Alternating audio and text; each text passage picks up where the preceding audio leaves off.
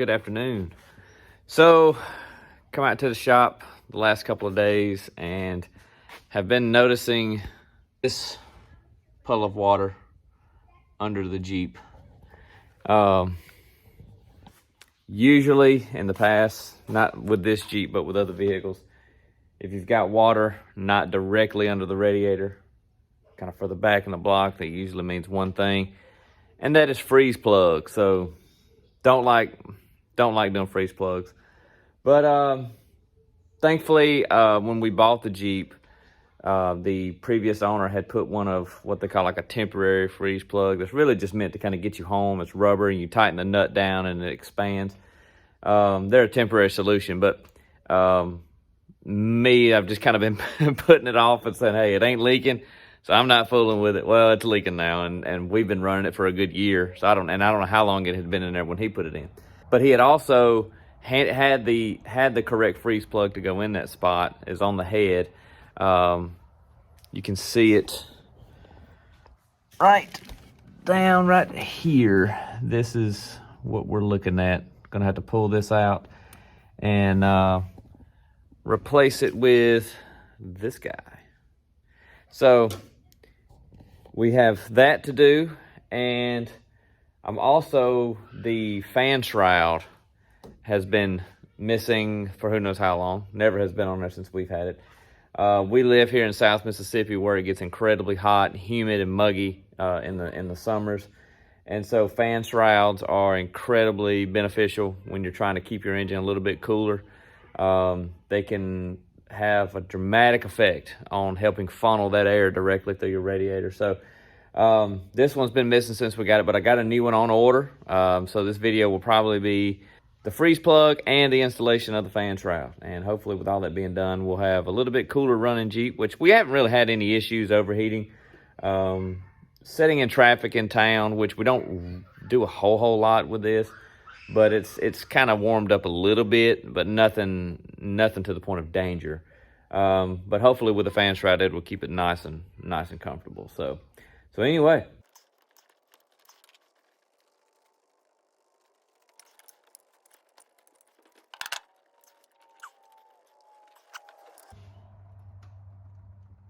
There we go.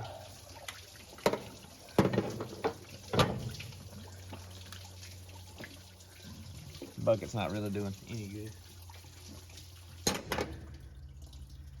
You just tighten the nut up on that side and it pulls that in and therefore expands. But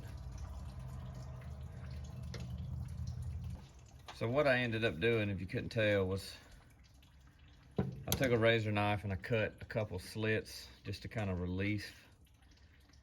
Trying to get a little relief, but as you can tell, I wasn't doing much with that because the rubber's so deep.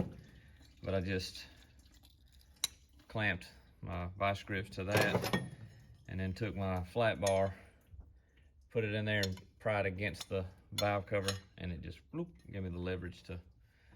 Now if you were doing a straight freeze plug, if you ever had to replace one of those, that's normally what I do. That's probably one of the first times that I can think of that I removed a temporary one.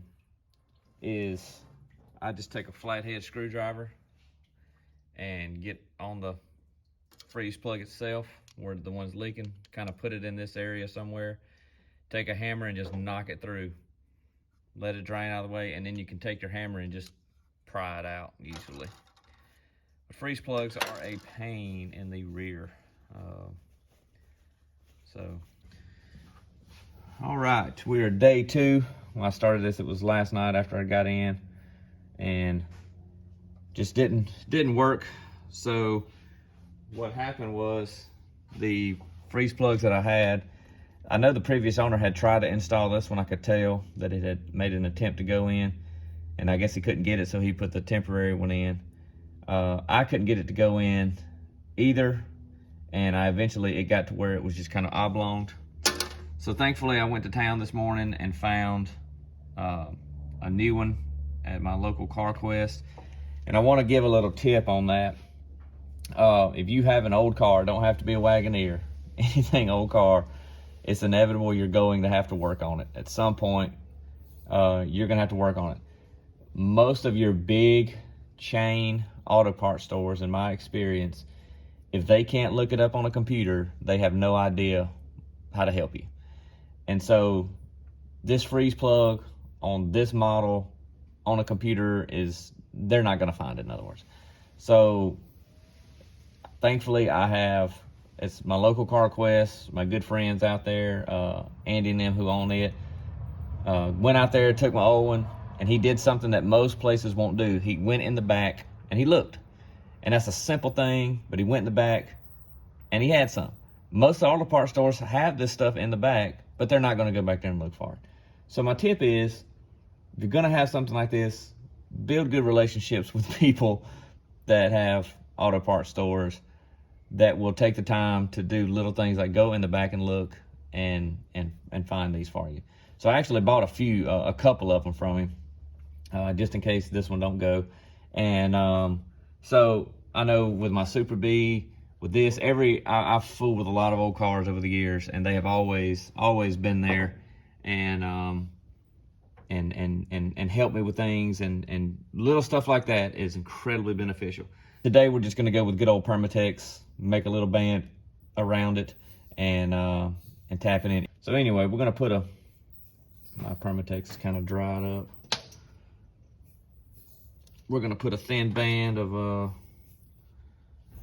Permatex around the edge, go back to our 5/8 socket, tap that baby in.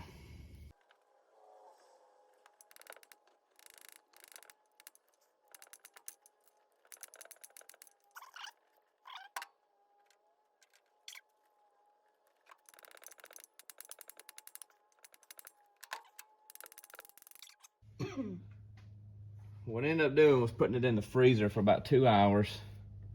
I put my Permatex in the hole just to help it seal. And then my winning socket that ended up actually, where'd it go? Knocking it in, was a 14 millimeter. That ended up being the winner. And now I don't know where that socket went. So, oh, there it is. I need to try to sink it in just a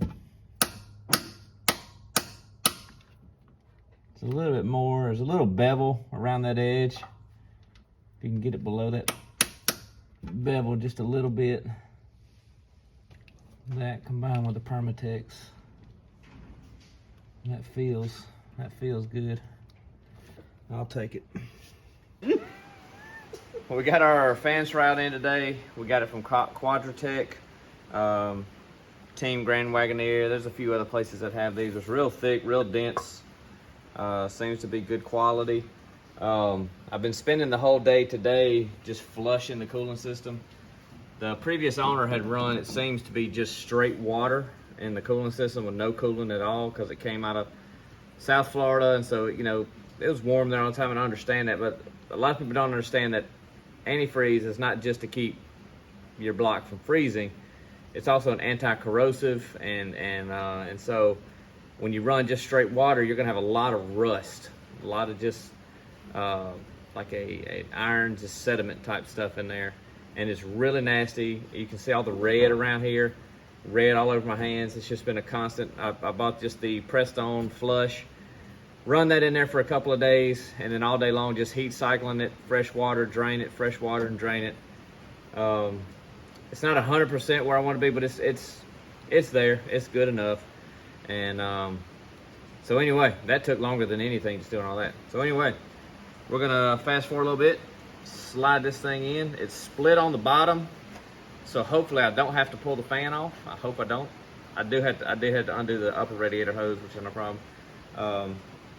So hopefully we can feed this down through there, and so let's see if it fits. We were able to get the shroud on without removing the fan. It didn't take too much time or effort, a little bit of wiggling, and it went in pretty easily. We hope that you liked this video and that it was helpful in case you're a do-it-yourselfer as well. So like and subscribe to our channel. We appreciate all of you that are following along already. We can't wait to get back out there. If you hear a weird noise, there are bats in my shop this morning, and I'm they're, I'm assuming, making baby bats is what it sounds like they're doing. So I got to get some bat houses built. I've been putting that off, and now they're forcing me to have to do this.